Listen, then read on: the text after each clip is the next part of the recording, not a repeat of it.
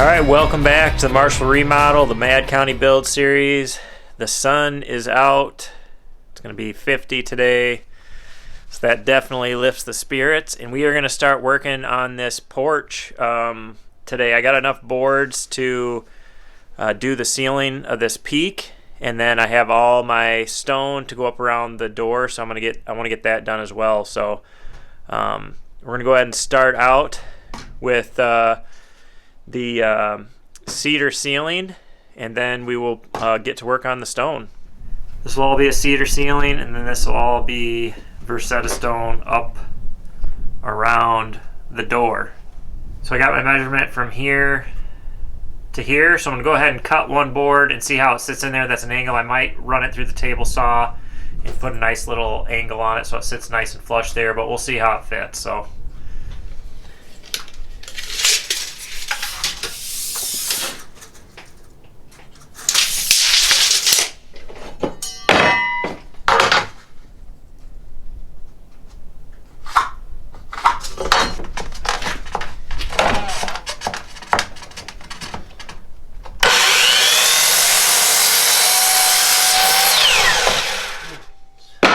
good.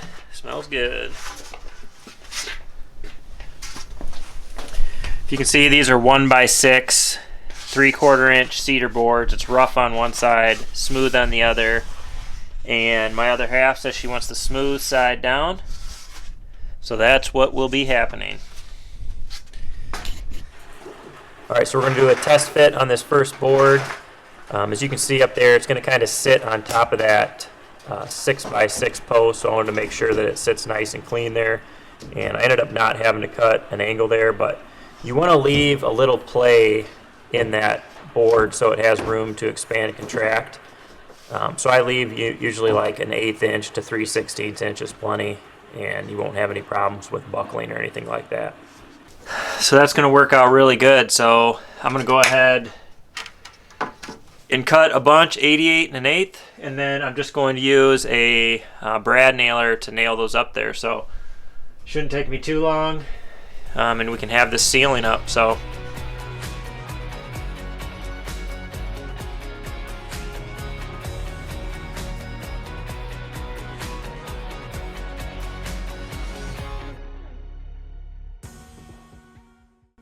okay, one thing I should mention is you should take the area that's going to be covered by your boards, which is between these two areas. In my case, is 58 inches. My boards are 5.5 inches wide, so I'm going to divide that 58 by 5.5, which I get 10.54 boards. So I know that my last board is going to be roughly half a board. That works for me. The reason you do this is so you can avoid having your last board be only like 1 inch wide. And if that's the case, you can adjust your first board accordingly.